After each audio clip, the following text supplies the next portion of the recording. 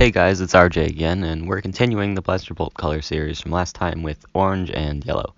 We don't really see orange that much in the Star Wars universe. Continuing the trend I set up last time, orange is a slightly more powerful version of red.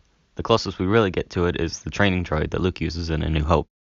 Unfortunately, the training droid's bolt is significantly weaker than the standard red. I believe that this is because it follows the same pattern as the clone training blaster that we saw in the Clone Wars series. It's blue like the standard clone blaster, but it has a lighter and slightly paler bolt. It's also weaker than the standard clone bolt, and I think you can see where I'm going with this. In fact, you can see the droids in that same simulation room also using an orangish bolt.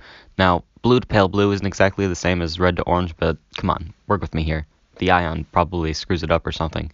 Yeah, that's what I'm gonna go with. The ion screws it up.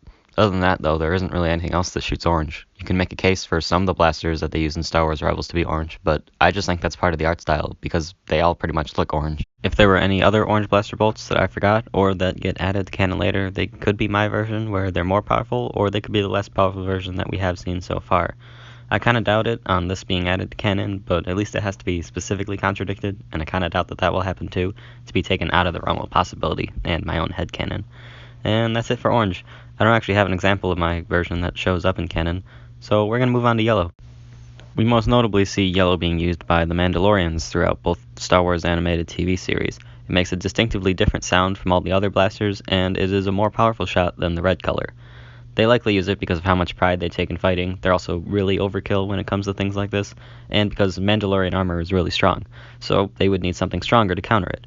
If you don't believe me on this, well, there is a scene in Star Wars Rebels where Sabine gets shot in the head by a stormtrooper and almost casually just shrugs it off. In contrast, we've seen plain old stormtrooper armor leave them unconscious on the ground after just a regular red shot. Now, at this point, my job becomes a little harder. You see, when Darth Maul takes over Death Watch in the Clone Wars series, he comes back, by the way, for those of you who didn't know.